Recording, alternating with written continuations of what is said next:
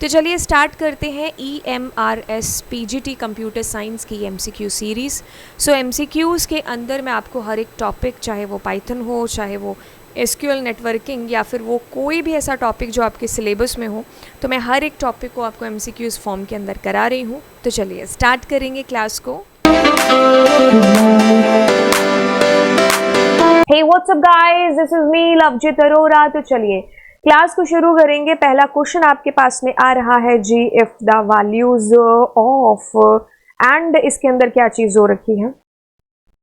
ये क्वेश्चन दिखने में आसान है बट बिल्कुल बहुत टेढ़ा क्वेश्चन है, क्योंकि अगर मैं इसको रन करके इसके ऊपर एक्सपेरिमेंट स्टार्ट करूंगी तब आपको ये चीज है जो पता चलेगी। खैर, इसमें देखो, बूल एक फंक्शन है जिसमें एक वैल्यू दे रखी है, सीधी सी वैल्यू है कि हम जीरो को फॉल्सी, अक्सर अक्सर क्या हम फॉल्सी कहते हैं, और इसके अलावा जो भी हमारा है जिसको हम वन कहते हैं तो उसको हम ट्रू कह रहे होते हैं। लेकिन यहाँ पर इसने ये चीज पूछी है कि ऑफ कोर्स इसके अंदर जो भी वैल्यू होगी, क्योंकि जीरो है तो फॉल्स होगा आई के अंदर, है ना। तो फॉल्स क्या बराबर नहीं है फॉल्स के। हमने नॉट इज इक्वल टू का यूज है जो किया है। अगर मान लीजिए आपको कभी कंफ्यूजन होती भी है ना कि नॉट इक्वल टू के बीच में, तो आप यहां पर क्या करें, डबल इक्वल टू यानी कि इसका ऑपोजिट लगा करके आंसर निकालें। इससे क्या आंसर आएगा, ट्रू आएगा अगर मैं इसको रन करूंगी। अब वही चीज अगर मैं इसका उल्टा करती हूं तो यहां पर फॉल्स आंसर होगा। तो आपका कहता है कि it has the false value. बाकी मैंने तुम्हें इसको किस वजह से कहा कि थोड़ा सा टेढ़ा क्वेश्चन है, उसको मैं आपको एक बार इसको एग्जीक्यूट करके दिखाती हूं।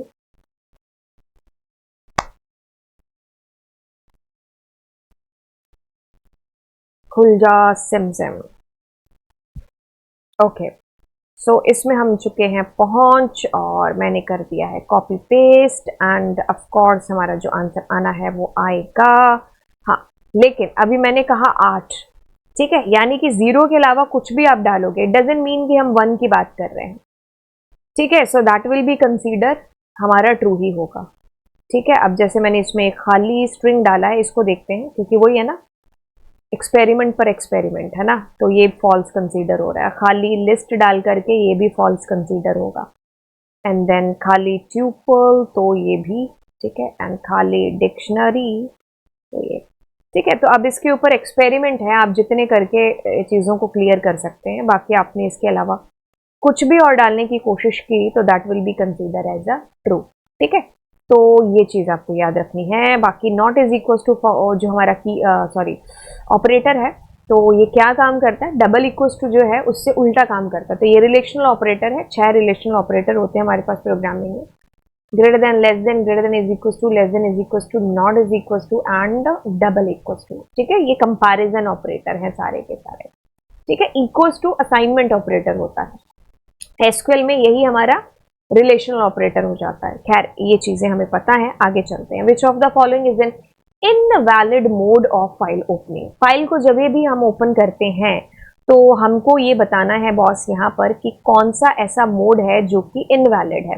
देखिए, आप रीड ओनली मोड कर सकते हैं, आप राइट ओनली मोड कर सकते हैं, आप रीड एंड राइट कर सकते हैं, आप राइट एंड अपेंड नहीं कर सकते हैं, क्योंकि राइट भी वही चीज कर रहा है जो अपेंड कर रहा है। हालांकि ए और डब्ल्यू में अंतर है कि हमारा जो ए मोड में अगर फाइल ओपन होती है तो फाइल का पॉइंटर लास्ट में होता है, क्योंकि लास्ट में डेटा आपका जाकर के नया जुड़ता है। लेकिन डब्ल्यू मोड के अंदर आपका पुराना डेटा पहले क्लीन होता है, उसके बाद में आपका नया डेटा वहां पर ओवरराइट हो जाता है। एंड ऑफ कोर्स इसमें फाइल पॉइंटर आपका 0 में होता है। बट ये दोनों में सिमिलैरिटी है कि जब भी आप एक नई फाइल जो आपने दी जो एग्जिस्ट नहीं करती, तो इसमें नई फाइल बन जाती है। बट ऐसा कोई मोड होता नहीं है जिसमें आप कह लो डब्ल्यू भी और अपेंड भी हो, ठीक है। तो ऐसा नहीं होता है, एक म्यान में एक ही तलवार है जो आएगी, या तो रीड या या राइट या append. Okay, so which of the following is not a valid mode of open a file. वही चीज जो पिछली बार थी वही यहाँ पर है। तो आपके पास में ए भी है, आर डब्ल्यू हमने कभी नहीं सुना है, आर प्लस आपने सुना होगा। When we open file in write mode the file pointer is at the dash of the file. Okay, तो राइट मोड के अंदर मैं आपको यहीं पर समझा दूं, एक आर मोड होता है, एक डब्ल्यू होता है और एक ए मोड होता है। अब वो अलग बात है कि चाहे प्लस लग जाए तो कोई फर्क नहीं पड़ता। इसमें बिगनिंग में होगा, इसमें बिगनिंग में क्योंकि सारा डेटा आपका डिलीट हो चुका होगा, और इसमें एंड में होगा। ठीक है, तो अब ये कहता है कि W मोड के अंदर, तो आपका बिगनिंग के अंदर होगा फाइल पॉइंटर। ऐसा इस वजह से होगा क्योंकि भाई फाइल का सारा डेटा ही डिलीट हो चुका होगा, तो ऑब्वियसली वहां फाइल पॉइंटर 0 पर ही होगा, उसको लास्ट से क्या ही मतलब है। ओके, सो आपके पास आई के अंदर एक स्ट्रिंग दे रखी है जिसमें बड़ी सी एक डेटा दे रखा है, एग्जाम, ड्यूटी, जो भी है। अब आपने कुछ नहीं करना, आपको यहाँ पर स्लाइस करके इसको प्रिडिक्ट करना है कि भाई आंसर क्या आएगा। अब इसको बड़े ध्यान से सुनो कि आपके पास जो भी आंसर आएगा वो 12, 13, 14, 15, 16 से 11, बस इन इंडेक्स पर पड़ी हुई वैल्यू का ही डेटा आपको डिस्प्ले होगा। क्यों? क्योंकि जो भी आप यहाँ एंड में देते हो उससे ठीक कम चलता है। तो आपके पास में 0, 1, 2, 3, 4, 5, 6, 7, 8, ये स्पेस है कि नहीं है देखना पड़ेगा, 9, 10, 11, 12, 13, 12, तो आई थिंक 9:45। ठीक है, तो आपके पास में 9 टिक टिक 4 5 AM, मैं यहीं से देख करके लिख रही हूँ क्योंकि मुझे ऐसा प्रतीत हो रहा है कि यही आपका आंसर होगा, क्योंकि आगे पीछे भी होता तो फिर दिक्कत आ जाती। ठीक है, ओके। अब ये कहता है कि function which do not return any value is called. जो फंक्शन आपको कभी भी कुछ रिटर्न नहीं करते हैं वो वॉइड फंक्शंस होते हैं, इनको हम जावा वगैरह में भी है जो देख चुके हैं। बाकी पाइथन में इसको नॉन फ्रूटफुल फंक्शन भी बोला जाता है, और जो फंक्शन कुछ रिटर्न करते हैं दे कॉल्ड फ्रूटफुल फंक्शंस, जो नहीं तो वो नॉन फ्रूटफुल के नाम से जाने जाते हैं। The statement returns the value from function to the calling function. Okay, तो हमें वैल्यूज रिटर्न हो रही होती है रिटर्न कीवर्ड के थ्रू। ठीक है, तो ये कीवर्ड हम यूज करते हैं। रिटर्न एक ऐसा कीवर्ड है जो कि आपके फंक्शन के अंदर की एक अंतिम लास्ट लाइन होता है। रिटर्न के बाद में आपने चाहे पूरे गांव के नाम लिखे हो, चाहे कुछ भी आपने लिखा हो, वो नहीं चलेगा। Return will be the last statement of your function, right. अब ये कहता है कि choose the correct statement. Okay, so choose the correct statement. अब आपको इसको बड़े ढंग से पढ़ना, क्योंकि ऐसे क्वेश्चंस के अंदर कंफ्यूजन भर भर के है जो दे रखा होता है। कहता है कि we can create function with no argument and no return value. ऐसा तो है, हम ऐसे क्रिएट कर सकते हैं जिसमें हमारे पास कोई आर्गुमेंट ना हो, ना ही कोई रिटर्न हो। इवन इनफैक्ट हम जब फंक्शंस में पहली बार किसी भी लैंग्वेज में पहली बार फंक्शंस करते हैं तो हम नो आर्ग्यू नो रिटर्न करते ही हैं सबसे पहले। We can create a function with no argument, या दिस इज ऑल्सो पॉसिबल कि without any argument but you are returning something, आपका फंक्शन कुछ रिटर्न कर रहा है, that is also possible. We can create function with argument but no, okay, that is also possible. तो I'll say all of the above। Even आपके पास में with argument with return type भी है जो हो सकता है। बाकी इसमें देखिए क्या चीज है। साउंड एक फंक्शन है जिसको आपने कॉल किया है, एंड बिल्कुल साउंड फंक्शन। एंड अब आपको क्या लगता है कि इसका आंसर क्या आना चाहिए? आपने पॉज किया होगा, उसके बाद में आपने पाया होगा अरे यार ये क्या हो गया। हाँ, ओके, तो देखो ऐसा है कि बंदा जब पैदा हो जाता है तब हम उसके घर बधाई देने जाते हैं ना, उससे पहले थोड़ी ना चले जाएंगे। तो वो वही चीज है, आपका फंक्शन डिफाइन हुआ नहीं उससे पहले आप उसको कॉल करने लग गए। अरे भाई पहले फोन नंबर तो ले लो उसके बाद कॉल करना। तो वही चीज है कि आपको यहाँ पर एक एरर आएगी, और नेम एरर आएगी, क्योंकि पाइथन को पता ही नहीं होगा कि ये साउंड है कौन। तो वो आपको यहाँ पर कहेगा कि ये साउंड कौन है, आपने डिफाइन नहीं किया है, तो आपको बिल्कुल एरर आएगी। तो आपको पहले फंक्शन को डिफाइन करना पड़ता है पाइथन के अंदर, देन आप उसको कॉल कर सकते हैं। तो कॉल वाली जो लाइन आएगी वो डेफ के बाद ही आएगी। ठीक है, ये रूल है। A function may return multiple values using, okay, जब भी आपको पाइथन के अंदर कभी भी फंक्शन से वैल्यूज लेनी और वो एक से ज्यादा है, तो वो बाय डिफॉल्ट आपको ट्यूपल के अंदर ही है जो आपकी वैल्यूज रिटर्न हो रही होंगी। The part of the program where a variable is accessible is known as, देखिए आपके फंक्शन के अंदर आपका जो वेरिएबल है, कभी कभी आप डिक्लेयर करते हो तो आपको उसको बाहर यूज करना पड़ता है, और कभी बाहर वाला आपको अंदर यूज करना पड़ता है। तो यानी कि यहाँ पर एक वेरिएबल की एक्सेसिबिलिटी के ऊपर जो है बात कही जा रही है। और ये क्या होता है, ये स्कोप ऑफ अ वेरिएबल होता है जिसको हम लोकल और ग्लोबल के अंदर आगे जाकर के पढ़ते हैं। ठीक है, ओके, सो एक आपके पास में प्रोग्राम दे रखा है। अब आपको बोला गया है, जो कि लिखा नहीं है, बट आपको प्रिडिक्ट करना है इसका आउटपुट। ये क्या है जी? ये ग्लोबल है, सुपर कूल है। अब आप क्या करते हैं, आप यहां से फंक्शन को कॉल करते हैं। ओके, फंक्शन आपने कॉल किया। अब आपने जैसे ही ग्लोबल नाम का एक कीवर्ड यहां पर यूज करा, तो इट मीन्स कि अब आप ग्लोबल के अंदर चेंज कर पाएंगे। ठीक है, आप अगर चेंज करना चाहते हैं ग्लोबल के अंदर तो ग्लोबल कीवर्ड यूज किए बिना नहीं पॉसिबल हो सकती थी वो चीज। अब यानी कि ये 99 से अब ये 9 आपका हो चुका है क्योंकि आपने ग्लोबल को चेंज कर दिया है। अब आपके पास में ए है, ए में क्या प्रिंट होगा 9, क्योंकि तो आपने एंड लिखा है तो आपका जो पॉइंटर होगा वो अभी यहीं पर होगा क्योंकि अगला आउटपुट भी इसी के साथ ही प्रिंट होगा। जब आप फंक्शन से बाहर आ जाएंगे तब आप वैल्यू प्रिंट करेंगे जो कि अभी बदल चुकी होगी और आपके पास फिर से 9 आ जाएगा और आपका आंसर विल बी ए होना चाहिए इसके अंदर। ठीक है, बहुत ही सिंपल है, बहुत ही आसान है। स्टेप बाय स्टेप आपको चीजें हैं जो करते जाना है। अगर आपको चीजें मुश्किल लग रही हैं तो मेरी मानिए कि क्या करिए, आप साथ साथ में साइड में ड्राई रन जरूर है जो करिए। ठीक है, जिससे क्या होगी, पकड़ बनेगी आपकी उस टॉपिक के ऊपर, समझ बनेगी आपकी। अब कहता है कि fill in the blank so that the output is 9। Okay, तो अब आपने कुछ नहीं किया है, आपने क्या किया है, एक तरीके से यहां पर कॉल किया है एंड प्रिंट। अब आप कह रहे हो कि यहां पर क्या आना चाहिए, लोकल आप लगाएंगे नहीं, बिल्कुल आउटर वैर नाम की कोई चीज होती नहीं है, तो हम ग्लोबल कीवर्ड की बात है जो यहां पर बिल्कुल कर रहे हैं। अब आपको कुछ नहीं बोला गया, अब आपको बोला गया कि ए में कुछ इंटीजर आपके पास में है और यहां पर आपको ए के अंदर आप क्या कर रहे हो, मल्टीप्लाई कर रहे हो। अब ये कहता है अच्छा, इसने आपसे कोई आउटपुट यहां पर नामक कोई चीज पूछी नहीं है, इसने सिर्फ आपसे पूछा है कि आपने कितने बिल्ट इन बने बनाए फंक्शंस को यूज किया है। तो आप कहोगे 1, 2 एंड 3। ठीक है, तो 1, 2, 3 आपके पास में बिल्ट इन फंक्शन जो कि आप यूज कर चुके हैं इसके अंदर।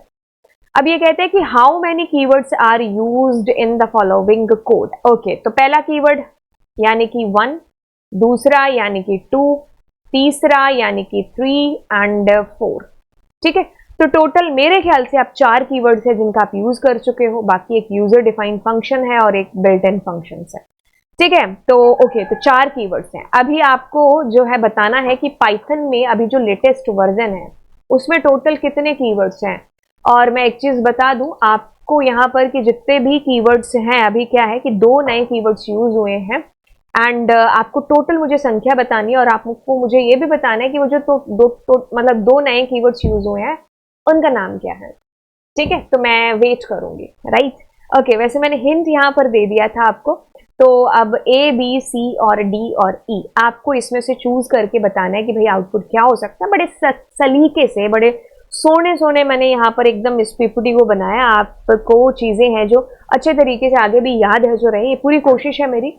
बाकी देखिए ये आपके पास में ग्लोबल है, सुपर कूल है, आप यहाँ से फंक्शन कॉल करके यहाँ गए हैं एंड ग्लोबल ए का तात्पर्य यहाँ पर ये हुआ कि जो भी चेंजेस आप करेंगे अपने ग्लोबल के अंदर आप कर सकते हैं। ठीक है, अब क्योंकि तो आपने चेंज कर दिया, it was true but now it will be none. आपने नन ट्रांसफर कर दिया है अपने ग्लोबल की वैल्यू के अंदर। ये एक और फंक्शन है आपका, लेकिन ऑफ कोर्स फंक्शन इज अकड़ू, आप जब उसको कॉल करोगे तभी बात करेगा।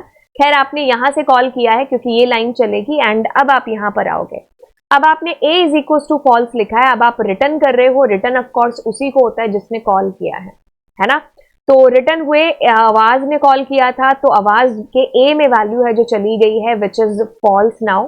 ठीक है, और आपको एक चीज बता दें कि ए आपका ग्लोबल है तो अब ये ग्लोबल की वैल्यू जो कि नन थी अब ये फॉल्स हो चुकी है। ठीक है, क्योंकि आपने रिटर्न कर दी है वैल्यू और इसी ए में ट्रांसफर करिए।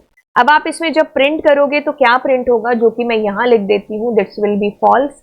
एंड अब आप जब सारे कारनामे करने के बाद में फंक्शन की बॉडी से बाहर आते हो और ये चलाते हो तो इसमें लेटेस्ट वैल्यू ही है जो प्रिंट होगी and this is what false. तो आपके पास में यहां पर भी फॉल्स है जो प्रिंट हो जाएगा। तो फॉल्स फॉल्स यहां भी लिखा है वो आपका आंसर है। मैं दोबारा आपको बता देती हूँ, कुछ नहीं, आप यहां से कॉल करके गए। इस ग्लोबल ने सारे खेल है जो चेंज किए हैं इस कीवर्ड की वजह से। ठीक है, क्योंकि अगर ये कीवर्ड नहीं होता तो ये लोकल होता और लोकल का फर्क बाहर नहीं पड़ता। ठीक है, तो ग्लोबल कीवर्ड है इसीलिए ये क्या हुआ, नन यहां पर हो गया। लेकिन आपने यहां से जब कॉल किया और वैल्यू यहां से रिटर्न हुई तो इस ए में ट्रांसफर हुई जो कि आपका ग्लोबल है। अब ये नन से फॉल्स है जो बन चुका है। ठीक है, और यहां पर भी फॉल्स और यहां पर भी फॉल्स आपका प्रिंट हो रहा है। अब आप इसमें दुनिया भर के एक्सपेरिमेंट करिए। द एक्सपेरिमेंट नंबर 1, ग्लोबल को चेंज करके।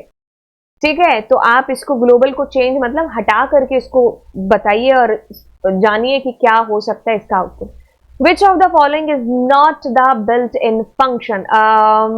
Okay, so input tuple print dictionary, आपके पास DICT नामक एक फंक्शन होता है, DICT IONARY नहीं होता है। This method is use to unpickling data from a binary file. Unpickling की जो बात हो रही है तो दैट मीन्स दो चीजें हैं, एक है कि भाई आप डंप फंक्शन यूज करते हो और दूसरा आप लोड फंक्शन यूज करते हो। देखिए ये क्या है कि आपके जब आपके जो पाइथन का आपने ऑब्जेक्ट बनाया है उसको जब आपको बाइट स्ट्रीम में कन्वर्ट करना है, ठीक है, पिकल करना है, तो उसको आप पिकलिंग कह देते हो और वो चीज पॉसिबल हो पा रही होती है डंप फंक्शन के थ्रू, और ये किसका है, पिकल मॉड्यूल के अंदर का फंक्शन है। अब आपको वाइस वर्सा वापस से बाइट स्ट्रीम को कन्वर्ट करना है पाइथन ऑब्जेक्ट के अंदर, तो ये अनपिकलिंग है और इसको लोड फंक्शन से आप अचीव कर रहे होते हैं। तो मेथड फंक्शन जो यूज होता है that is load function. Okay, कहता है कि which of the following statement opens a binary file.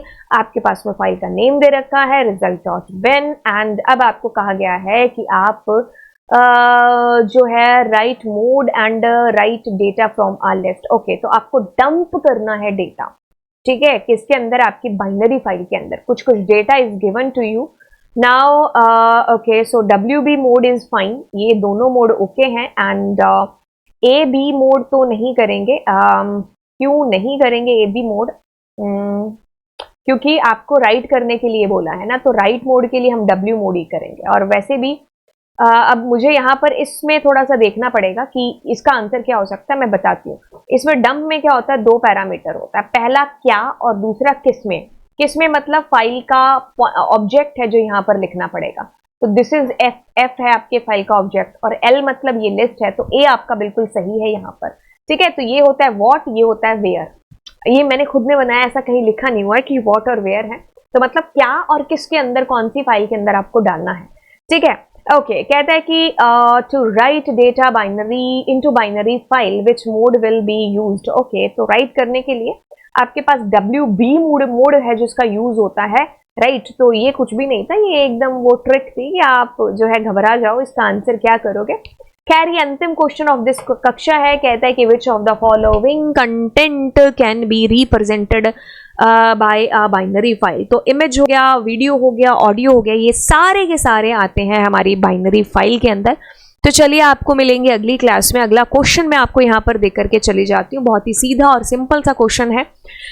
And yes, इस जो MCQ सीरीज है आप इसको अपने दोस्तों के साथ में ज़रूर है जो आप शेयर करिए, ठीक है। ज़्यादा से ज़्यादा बच्चे हैं जो हमारे साथ इस सीरीज़ के अंदर जुड़ पाएँ, ऐसा आप ही लोगों की वजह से पॉसिबल हो सकता है, क्योंकि आप लोग हैं जो एक से दूसरे को और दूसरे से तीसरे को बता सकते हैं, राइट। इसके लिए आप अपने घर पर जितने भी आपके पास मोबाइल हैं, आप सबसे सब्सक्राइब वाले बटन पर क्लिक करिए। आप किसी सोशल मीडिया अकाउंट पर हैं तो वहाँ पर आप वीडियो को या चैनल को जो है रेफर कर सकते हैं। एंड बिल्कुल, चलिए तो फिर मिलते हैं आपसे अगली क्लास में। Thank you so much.